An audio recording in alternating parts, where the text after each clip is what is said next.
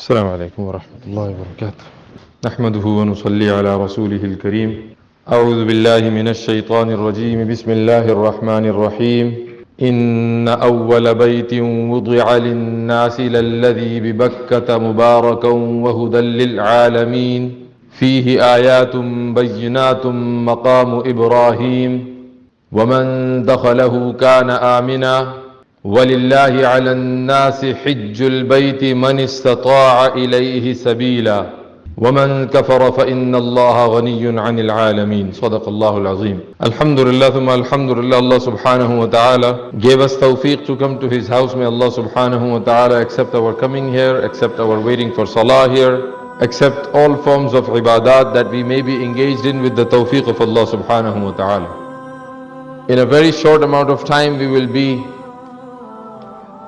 finding out that many of our brothers and sisters, family members, friends, community members will be leaving for Hajj. May Allah subhanahu wa ta'ala accept their going and coming back, accept all forms of ibadat, accept their Hajj. And may Allah subhanahu wa ta'ala give us tawfiq and strength and istita'ah to do it this year or the next year, insha'Allah. Ameen ya Rabbal Alameen. So with that munasibat, with that context in my mind, I thought I will share a few fadail, virtues of Hajj, and also some of the lessons that we learn or that we should learn when we are with the tawfiq of Allah performing Hajj. May Allah subhanahu wa ta'ala give me tawfiq to say the right thing with the right words. Ameen ya Rabbal Alameen. The word Hajj means irada, qasd, intention, to make a plan. This is the meaning of the word Hajj. But like all other terms in Islam, like they have a literal meaning and a istilahi meaning, meaning that they have a dictionary meaning, and that dictionary meaning is applied, the applied meaning. Likewise, Hajj, the word Hajj also has a dictionary meaning and an applied meaning. A person was to say, I made Hajj of praying 2 rakat nafil. That meaning will not be accepted, because the word Hajj and the meaning has already been applied somewhere else in that specific context. Like the word Sahabi, Sahabi means companion, friend. But I cannot call you my Sahabi, because the word Sahabi is used for, the applied meaning of the word Sahabi is used for the companions of Rasulullah sallallahu alayhi wa sallam.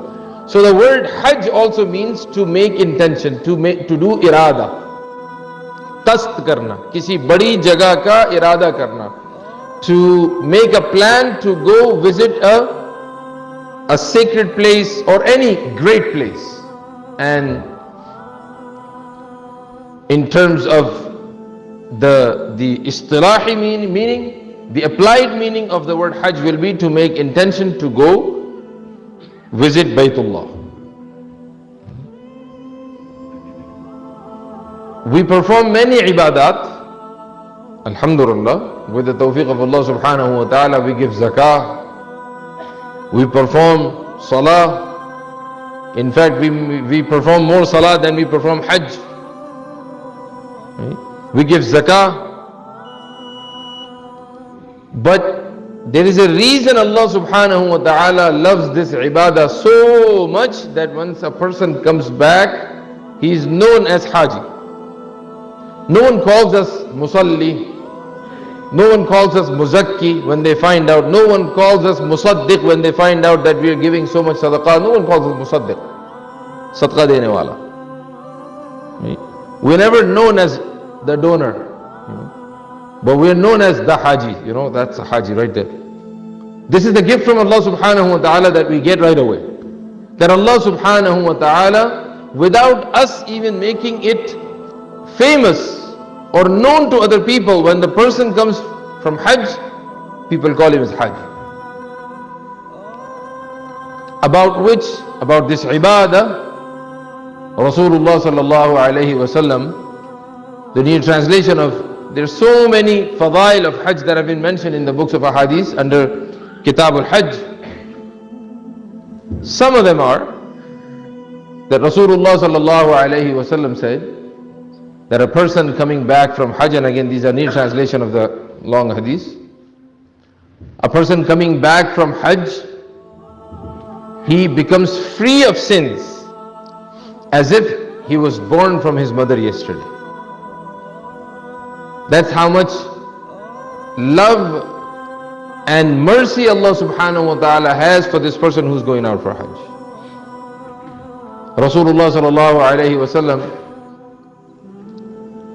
have also been reported to have said, the near translation, that a person having istita'ah, having the means to perform Hajj. What are the means to perform Hajj?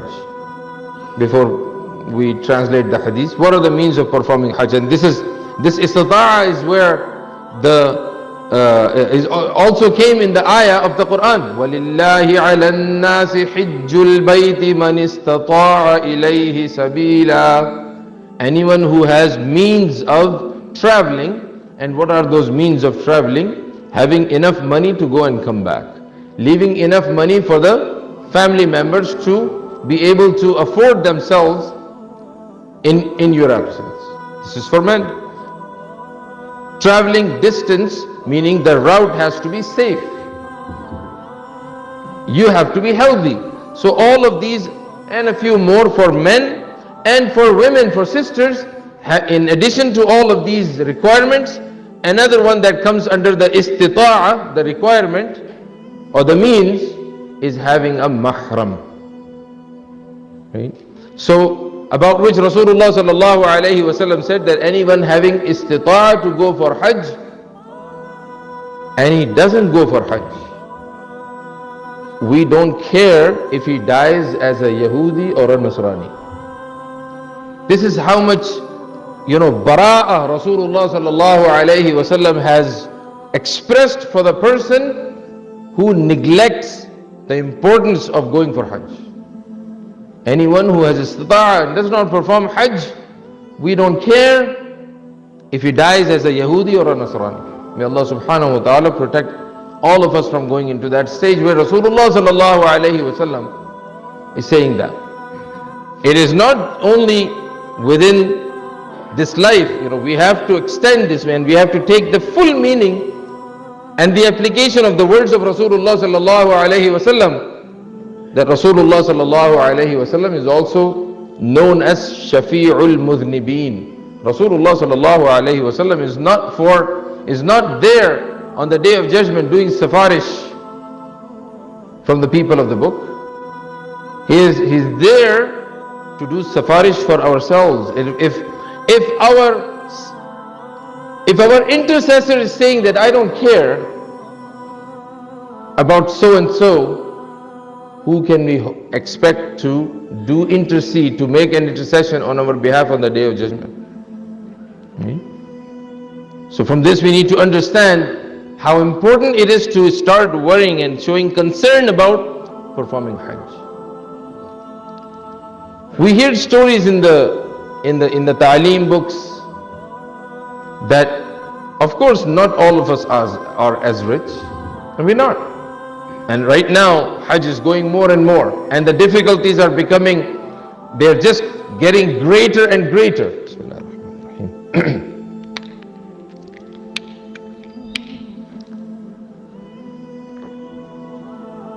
We find that people used to collect money for Hajj. Our mentality over here may be such, because of the environment or because of the way we are, we have trained ourselves, that when we get the money, that's when we go. Well, when are we going to get the money?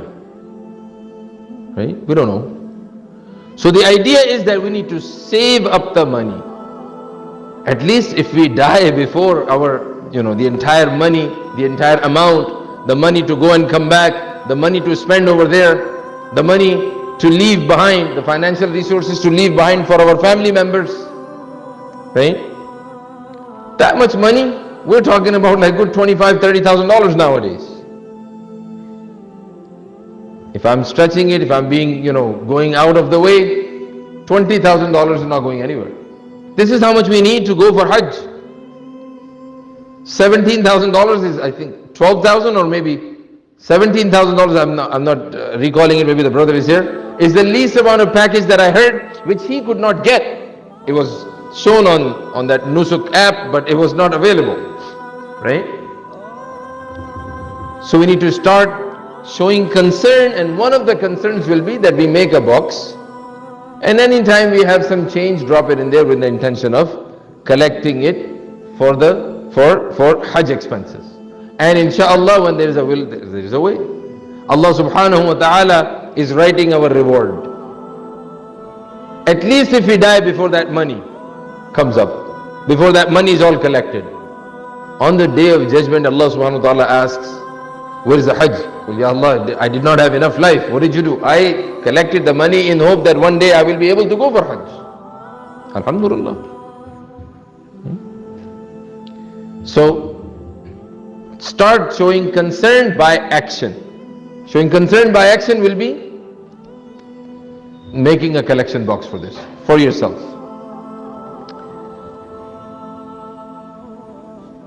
Rasulullah sallallahu alayhi wa sallam, when he informed the Sahaba, the companions, about the faradiyat of Hajj, someone asked, Ya Rasulullah, is it every year? Rasulullah sallallahu alaihi wasallam did not answer. And he asked, Ya Rasulullah, do I have to do it every year? He did not answer. Then the third time he asked, Ya Rasulullah, do I have to perform Hajj for every year? Rasulullah sallallahu alaihi wasallam said, if I had said yes, it will become wajib upon the whole ummah to perform it every year. From just this one word we understand what is the importance of the words of Rasulullah sallallahu alaihi wasallam, Hadith, Sunnah. When Rasulullah sallallahu alaihi wasallam is saying, if I had said yes, it will become compulsory. There's so many actions that we have in our lives because of the actions, because of the words of Rasulullah sallallahu alaihi wasallam. We should not disregard them. We should give them due respect, that these are the words of Rasulullah sallallahu alaihi wasallam. And later on, fuqaha ummah have defined them as to be wajib or sunnah or mustahab. But just to say that this is hadith hai, this is only a sunnah. We should treat the words of Rasulullah sallallahu alaihi wasallam with importance and with dignity. I had planned to talk about few things, and I made a mention of that too, that what are the things that we should learn when we are going for Hajj. So the first thing that we need to understand, and I'm going to cut short, I have so many things in my mind, but I'm going to cut short and go right to the point. And if we are not able to do it now, inshallah, if I'm here next Friday, inshallah, we'll do it then, inshallah. First thing, Allah subhanahu wa ta'ala through Hajj wants us to learn the concept of ikhlas. Everything has to be done for the sake of Allah subhanahu wa ta'ala. You're going from here, you're putting on ihram. Why are you putting on ihram? Because Allah subhanahu wa ta'ala wants us to put on ihram. When He wants us to enter the city of Makkah, He wants us to put on ihram. Not because my dad is saying it, not because the book is saying it, not because Quran is saying. By the way, Quran is not saying it. Right? It's the words of Rasulullah sallallahu alaihi wasallam, or it's the action of Rasulullah sallallahu alaihi wasallam. And because of the action and the words of Rasulullah sallallahu alaihi wasallam, we say that Allah subhanahu wa ta'ala wants us to put on ihram when we enter. So why are we doing it? Because Allah wants us to put ihram. Ikhlas. Everything is done for the sake of Allah subhanahu wa ta'ala. Why do you do tawaf? For the sake of Allah subhanahu wa ta'ala. The most sacred place in the whole entire universe.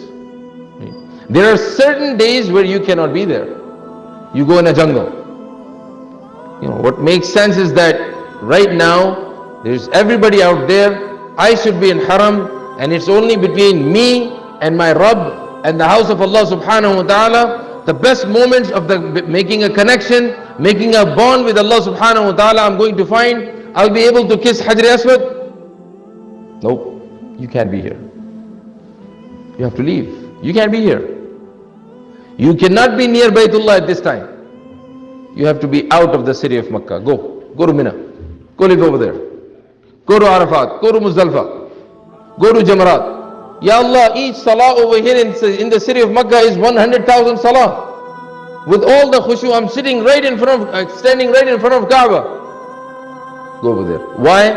Ikhlas. For the sake of Allah subhanahu wa ta'ala. And many examples we can come. I don't want to take up that time. The second important thing that it teaches us as we think about it, Hajj also gives us lessons for masawat. You know what is masawat? Something that as Muslims, and I'm talking about myself before we talk about anyone else. As Muslims, this masawat is a very small word, I think, in our language, in our culture. Okay? But in the non-Muslim world, this word masawat is now everywhere. You know, what is the meaning of masawat in English? What do they call masawat? Social justice. Pick up any newspaper, pick up any article, pick up any editor. Something about social justice has to be written in today's paper. Tomorrow, pick up any city and pick up their newspaper, you will find something written about social justice. This is how important it is. It is for them to talk about, to make people aware of equality. In other words, social justice meaning equality. Although they have taken, they've crossed all boundaries of social justice when they talk about equality, right? They've gone and crossed the boundaries of Allah subhanahu wa ta'ala as well when they talk about equality and social justice and masawat. Islam wants us to take a very important lesson when we go for Hajj. मसावात. तमाम इंसान बराबर हैं. It's Mahmud or Ayaz. It's a king or his subordinates. It's a boss or anyone else. Every single human being over there in the house of Allah subhanahu wa ta'ala is equal in the eyes of Allah subhanahu wa ta'ala. Over there, the value is inna akramakum indallahi atqakum.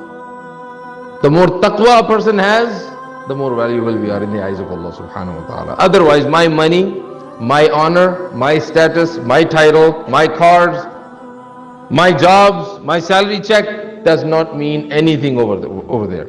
If we have this thing in our mind when we are going over there, that, these people are different than me. What have we learned? We may have learned how to perform jamarat. We may have learned how to perform tawaf. But the maqasid, one of the maqsad, one of the goals of Hajj is that it teaches us equality. That we are all equal. And this lesson of masawat is not only given at the time of Hajj. If you pay attention to the system of our ibadat, collective ibadat, like right now, we find that Islam teaches us this social justice, or in other words, masawat or equality, on a small scale of our neighborhood in the 5 times salah, of a community on the day of Jum'ah, on the city level, on the day of when? Eid, and on the global level.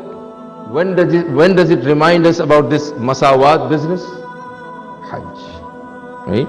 So not only that we are learning, this is the equality, that we are all equal in the eyes of Allah subhanahu wa ta'ala. It's not only taught once a year. We're learning this lesson every day 5 times. We're not only standing in front of Allah subhanahu wa ta'ala. When you are standing right next to me, and when He is standing right next to me, I need to consider him that he is also just like a slave of Allah subhanahu wa ta'ala, like me. We are all equal. And the best one in front of Allah subhanahu wa ta'ala amongst all of us is the one who has more taqwa. It's the taqwa that will bring me, or that will make me honorable in the eyes of Allah subhanahu wa ta'ala. Not my title, not my money, not my social standing here in my own neighborhood. It's the taqwa that will take me closer to Allah subhanahu wa ta'ala. And that taqwa, that thinking, will make me do more and more khidmah of the creation of Allah subhanahu wa ta'ala. أقول قولي هذا واستغفر الله لي ولكم ولسائر المسلمين والمسلمات من كل ذنب فاستغفروه إنه هو الغفور الرحيم. There are many more maqasid of Hajj that I'd like to share inshallah in the following Fridays inshallah. Ameen ya Rabbal Alamin.